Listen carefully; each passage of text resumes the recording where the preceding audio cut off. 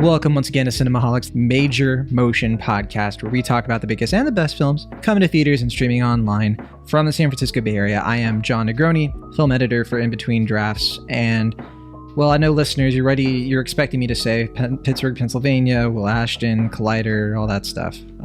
But unfortunately, Will couldn't make it. So we had to find somebody, the one person who I think can measure up to Will the Thrill Ashton when it comes to Christmas horror movies.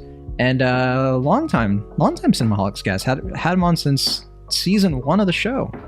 He has more bylines than I can count. But I know for sure he's a co-founder of Certified Forgot. Or is it Certified Forgot or Certified Forgotten? So Certified Forgotten, but our handles are Certified Forgot just for I always space reasons. Yeah. Matt Donato. You've written for Slash Film, Polygon, Fangoria. I mean, all of them. I mean, you have a byline for this podcast, basically. I don't know. I have too many bylines myself to count, which is why I subscribe to Authory, the greatest tool in the world about... Or sorry, am I allowed to curse? I forgot. I can bleep you out. It's, okay, that'll be the one bleep then. That's the one bleep that'll get snuck in there. But yes, Authory, amazing thing for if you are a writer, journalist, anyone out there, freelancer especially. I highly recommend Authory. I do not get paid to say that, but like John talking about the bylines and like, yeah, I do write a lot and I write a lot of places, and sometimes even I forget when I'm like, you send an article in and it doesn't post for a month and it just like randomly shows up. Authory has saved my life on many occasions in that.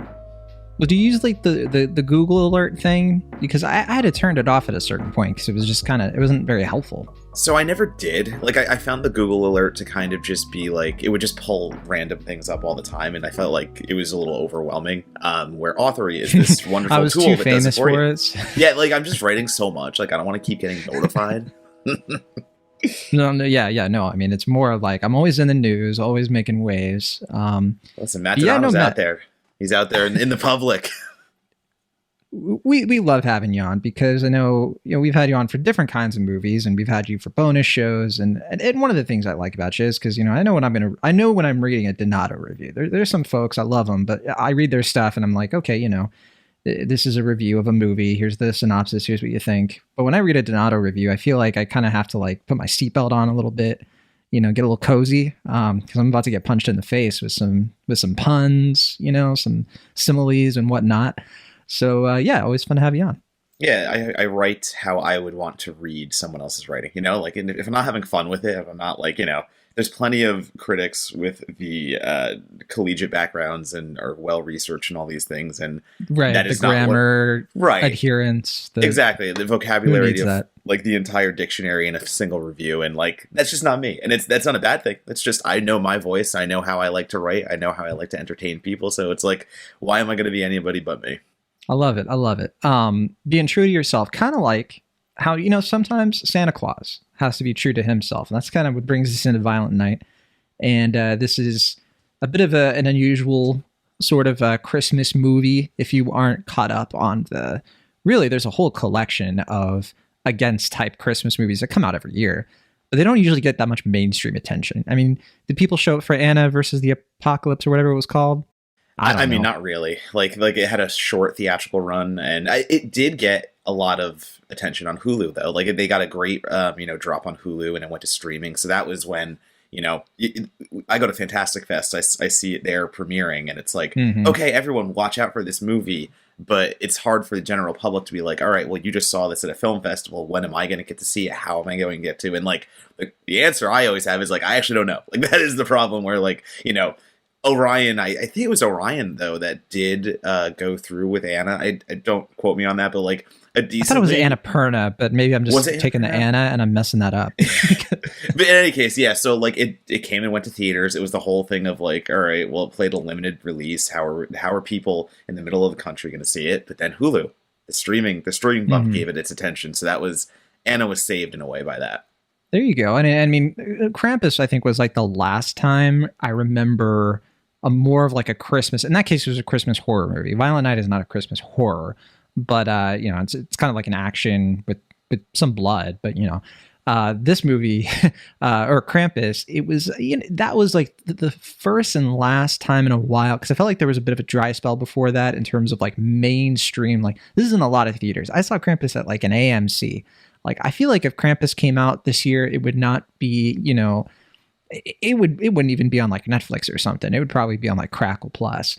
And I really like that movie, but I don't know. I just get that sense, So I'm always happy when a movie like this, like I remember when the trailer came out and it sounded like it was getting some buzz. People were kind of impressed by the trailer. And then watching the movie itself, I was like, okay, this could be another little fun holiday tradition for a lot of people who love movies that are a little bit different. But I'm curious what you think of Violent Night. Let's set it up a little bit. Sure. So this movie is basically, it's about like the real Santa Claus. He actually exists and he's played by David Harbour, which a lot of us would have guessed. That's like his inevitable, like after Hellboy, it's like, well, what's next? Santa, of course. Like, why not?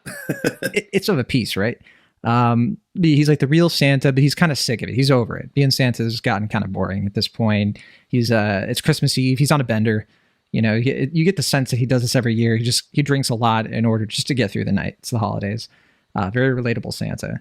But as he's kind of getting pretty drunk and eating cookies and all that stuff, there's this family, this rich family in this mansion that gets taken over by these Die Hard-esque terrorists, mercenaries, whatever you want, led by John Leguizamo.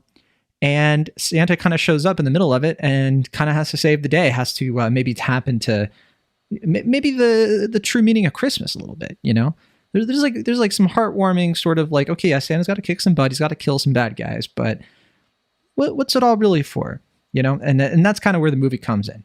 So Matt, do you have expectations for this one? Did you kind of go into it like really hoping for something really great, or were you just kind of, where were you at with this? I mean, I was coming into this for fun. The way that the trailers were selling it and the way that, David Harbour coming in to really be the action hero type Santa who is of the 80s action hero mentality, I never saw this as anything more than, I don't even want to say dumb fun, but I wasn't signing up to see the next real great take on Christmas spirit, like, the way it can get corrupted and all that nature. I want to see some ass kicking. I want to see maybe David Harbour gets he gets to do his thing in a way that Hellboy did not let him, Hellboy was never even appreciated for the amount that he put into it. So I want to see David Harbour just kind of get his time as this crazy B-movie action bro in a way.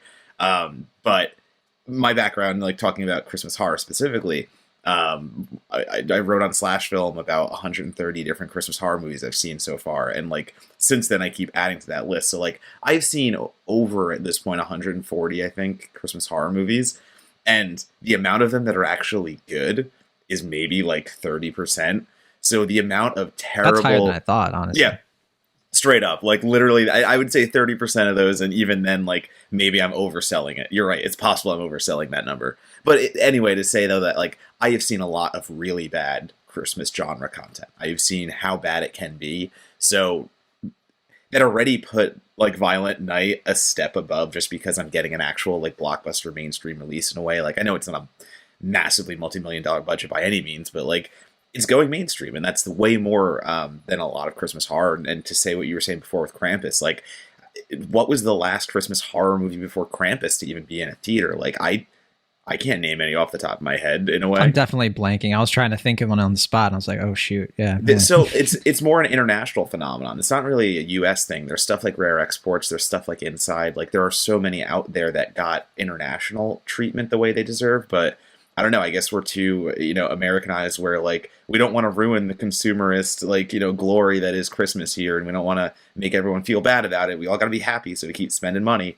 Well, that's probably why the way in on this is like, well, let's make it like Die Hard. Yeah, right, exactly. Yeah. So I came into it with that mentality. I knew what I was getting into, and I am proven correctly in the opening scene when a drunk Santa vomits on a bar owner, because that's how it sets up, like, the bar owner being like, oh my god, that really is Santa, and flying away, and then Santa, as he comes back around, drunkenly vomits on her. So it's like, oh, okay, this is a bad Santa. I was hoping though the reindeer would like shit on her or something, but close enough. We knew we were getting one or the other there. Something like that. But then, like, to get into the movie itself, though, a little bit, and obviously, like, no spoiler territory, but just talking about the way it plays out, like, I think Violent Night does deliver on that premise. It delivers on the action, like, you know, where it's being produced by one half of the co-directors of John Wick, so, like, we know what kind of movie we're walking into. And the delivery upon it, like, David Harbour does great action choreography, like, all the mercenaries do a pretty good job of, like, the fight sequences, and it does get a lot bloodier than I was expecting. Maybe not as quickly as I wanted it to, but some things happen. Santa gets a hold of a iconic weapon that he will take through the rest of the movie, and blood, it just starts squirting everywhere. And you get your Christmas kills, too. Like, you get plenty of the sharpened candy cane, the icicle, anything you can think of. Like, it's so Christmas forward in that mentality. So, for those reasons, yes, thank you, Violent Night. Like, you've given me what I wanted. You could literally like watch these scenes and it's like he's looking for the most festive weapon, right? He's like looking, there's like a gun on the table and he's like, I don't know. What about this? Like this actually, like, you know, I could like choke somebody with this garland. That's way smarter. Yeah, no, I mean, this movie, while I've watched and thought about this movie, it's like there's like this little devil on my shoulder. Maybe it's an angel. And they're just sort of like, John, this movie is so shaggy. You know, it's like that was like, oh, that moment with like the kid is like so cringy. And I'm just like, shut up. I don't care. Like I'm having the time of my life right now.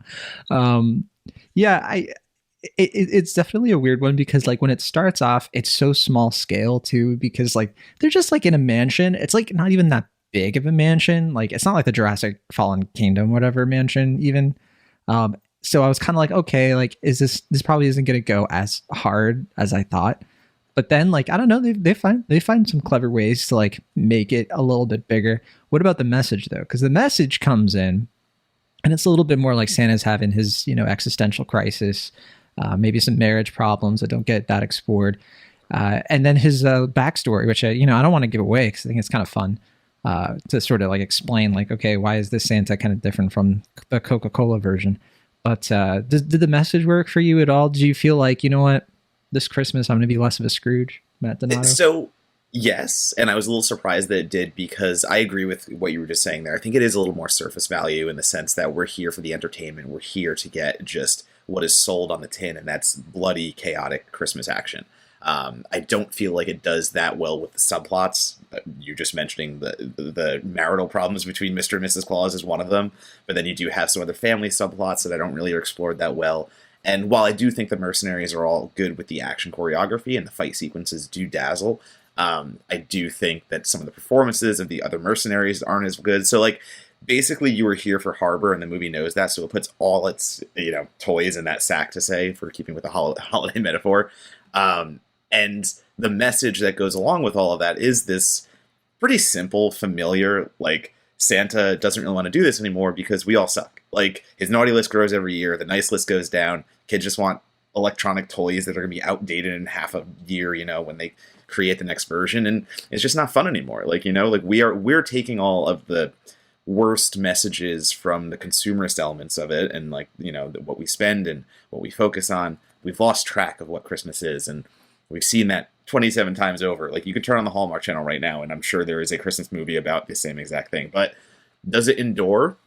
I think at the end it kind of does a little bit. The violence gets us there. It's weird to say, like, the violence being the one thing that is different from all the other Christmas movies out there, because if you turn the Hallmark movie on right now, it's probably a rom-com or a rom-drom, something of that nature. Just the gauntlet that Santa has to go through to have his epiphany and all the things that happen to him, that's what endures. So that's where I think the message gets saved. It's the contrast, it's like, it's what suckers you into the really like rote sort of like, all right, here's the, the reason for the season, but like, because they dress it up and all the kills and everything, it's like taking something familiar and dressing it in something that seems or feels kind of new. Particularly toward the end of this movie, because I agree that it takes a little bit too long to get to the good stuff here. In like the first real action scene, I was a little bit like, wait a second, like this doesn't seem as like visceral, but as it goes, like the stunt work really starts to come through. And I gotta say, I mean, the last like 30 minutes or so, personally, I think it kind of peaks with the there's an attic scene, and I think after that it kind of teeters out. But like, I want to say there's like a stretch of like 20 minutes in this movie involving a shed and an attic where I just could not stop smiling. I was just like, oh my God, I can't, I think like every other critic in the universe is like Christmas Miracle, like writing down in their notes feverishly. Yeah. So yeah, it's just a movie with it has way more great moments than I was expecting. I'll say that. It's more of like and again, I don't want people to go into it being like, oh my gosh, this is going to be like brutal, gnarly. It's like, it's got a couple like you said, like pretty tough, like brutal scenes, but it's more of an action comedy more than anything else, right?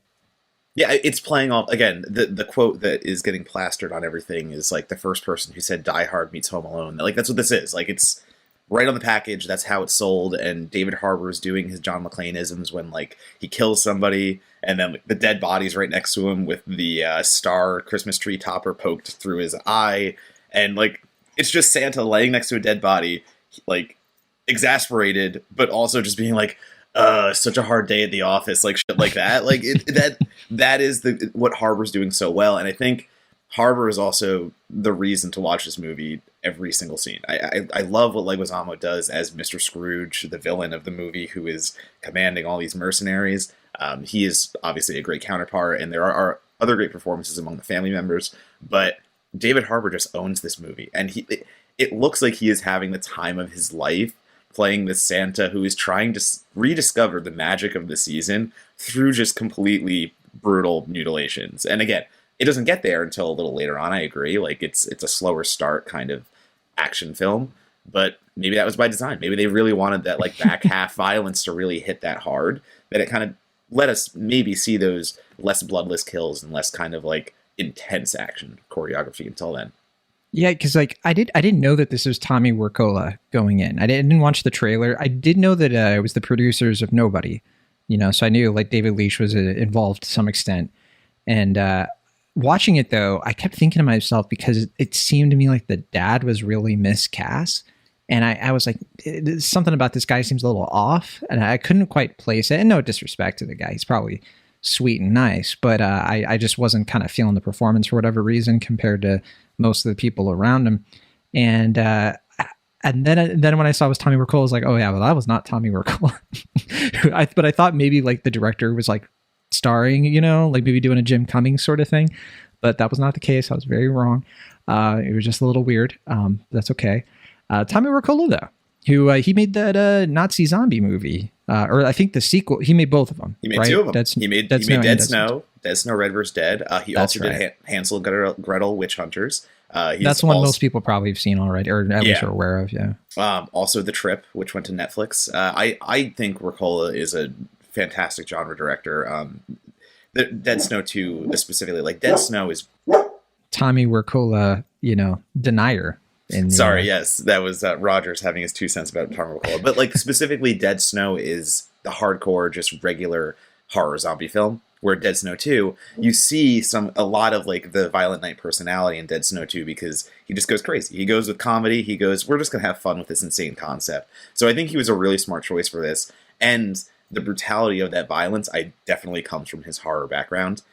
So I want this to do very well, because I kind of feel like Wirkola could have had a bigger moment if Hansel and Gretel led to more, it led to a sequel or other opportunities, but it didn't. And he kind of went away again from US, Hollywood.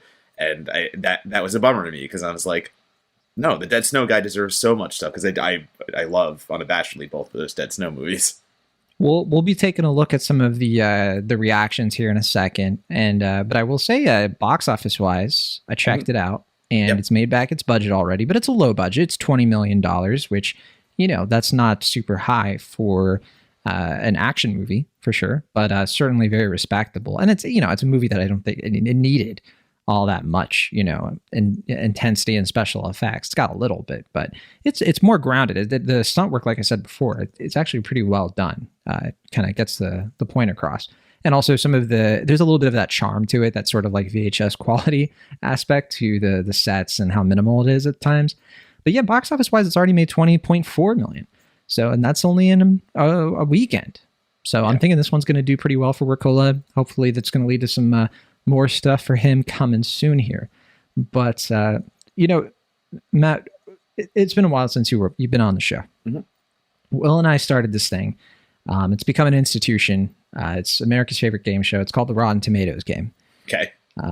And this can be tough because you're a fellow Rotten Tomatoes guy. I mean, you've probably seen the score already, but the conceit is that Will has to guess the Rotten Tomatoes score, among other things, Okay.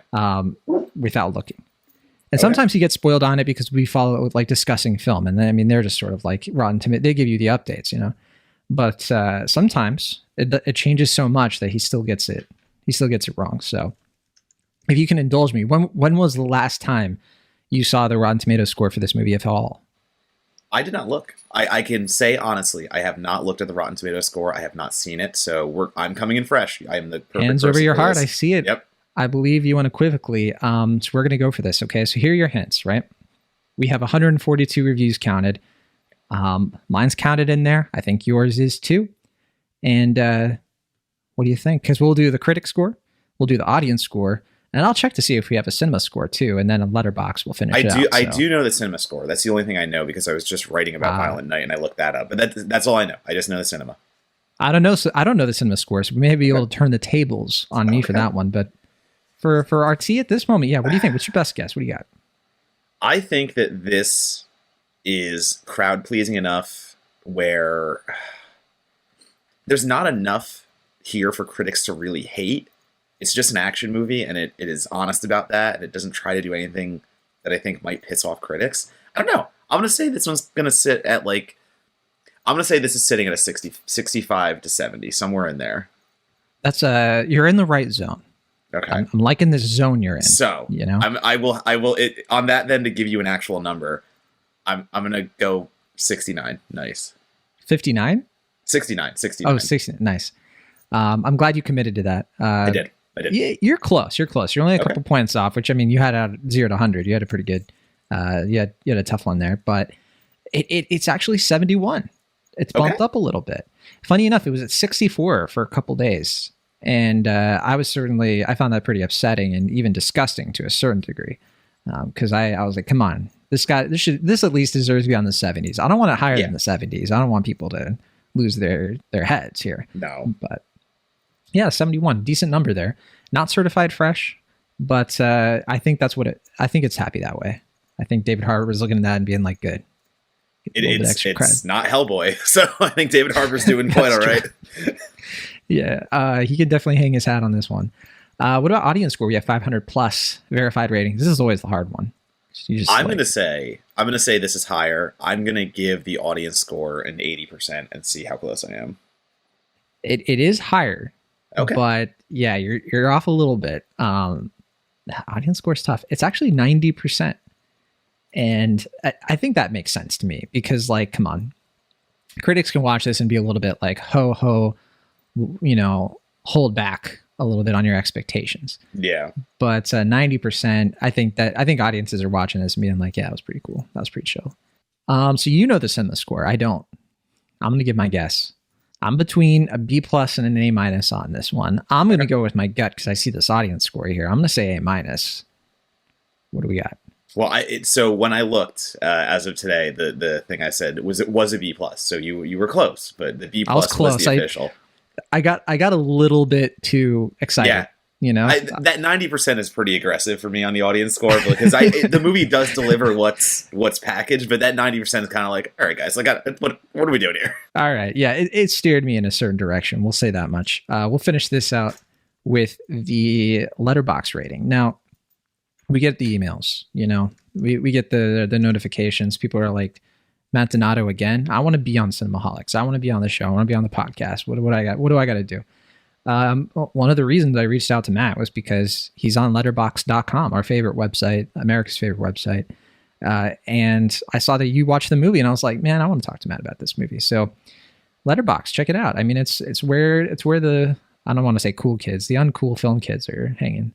That's where you'll find us. But yeah, I don't know if you've seen the average rating, 0 to 5. 18,000 watches. That's pretty low for this box office. And also, like, it is like the main, I think it's the main release this weekend. There's really no competition. Yeah. Yeah. But what do you think? What do you think the average rating is now? I'm gonna throw that average rating at. So now the 90% is now messing with me here because I'm like, if it has a 90% on Rotten for the audience, but I think Letterboxd has that mix of try hard critics and like just absolute couch surfers who just want to see everything. So I think it's got the 19-year-olds and they're here. They're exactly. So I think it's going to be a little more down to earth than the 90%, but still on the. I'm going to say a 3. I'm going to go 3.5. I think that 3.5 is pretty much where it's going to be. It's a really good guess. I mean, that's 3.5 is what you gave it. Exactly. Yeah. 3.5 stars. And obviously I'm right because I am, you're a populist. Yeah. You're, you speak for the people. You have your finger on the pulse. You're only 0.1 off. 0.1, 3.4. Right. I would have done the same thing though. That was a smart direction to go in. The 3.5 is just such a like, that's my barrier for, are you competent enough or are you actually good and like engaging? And so like for me, Violent Night goes to the good and engaging side. Yeah, and I'm looking at, people I know who watched it and logged it and everything. It's mostly 3s and 3.5s, and I mean that's right where I think it belongs. It's just that kind of movie. So if you want to check out Violent Night, it is now playing in theaters. I think it's probably going to have a pretty decent theatrical run because it doesn't have a ton of competition till I guess Avatar comes out, unless I'm forgetting what's coming up, which I tend to do. But Matt, do you have anything to plug before we get on out of here? Anything else you've been working on or watching that you're like, all right? I will plug. If you like Violent Night, there's a movie called Deadly Games that you have to go see. It is a movie from 1989 that just got a U.S. release like a few years ago. Deadly Games. So Deadly Game. It's a French movie that was Home Alone before Home Alone, to the point where the director wanted to sue Home Alone. But It just never got U.S. distro. And what it is it's the reverse Violent Night. And I kind of laughed when I saw like Die Hard meets Violent Night is now the quote that is stuck forever with Violent Night. But that was Deadly Games first. And I really want Violent Night to be the entry point now for like, I just wrote a piece for Bloody Disgusting that is basically, if you like Violent Night, you're going to love Deadly Games. So I'm saying is this the kind of version of Santa where he's like a serial killer, basically? So so it's swapped where the boy who is home alone on Christmas Eve is the action hero, and Santa is actually a deranged mall Santa psychopath who breaks in and starts hunting him. So you get all the Home Alone traps. You get this kid who is obsessed with 80s action heroes and like dresses like Rambo and stuff. It's so much fun. So It is. It's only on Shudder right now, I believe. So you do have to get a Shudder subscription to watch it. But for a whole month, you can pay for $4 on Shudder and get the entire library they have at your fingertips. I forget if they have a free trial too. That might be available. Might as well. So that is my plug to plug another movie. But also Matt Donato at Donato Bomb, Letterboxd, Instagram, Twitter, Hive if it ever comes back. And look at me on Authory, and then also my podcast I co-host called Certified Forgotten, where we review horror movies. Or sorry, we don't review. We rediscover horror movies with 10 or less Rotten Tomatoes critic reviews. So that is our little thing that we do on the side to say, hey, let's talk about movies that no one's talking about, which is great for SEO. Sounds great. And we'll be linking, of course, to your Twitter, and everybody go check that stuff out. Will and I will be back next week. I think we're going to be talking about The Whale. And that's not my decision. That's just how the algorithm gods have deemed it. Because, there's not much else coming out that I think is on our radar, except for I would rather talk about Pinocchio personally. But I don't know if you've seen Pinocchio, Matt Donato. It is wonderful. I think it's the best animated movie of the year. I've been mulling over it, and I'm like, yeah, this is the one. It's got competition, but I don't think the competition is strong enough to beat Pinocchio.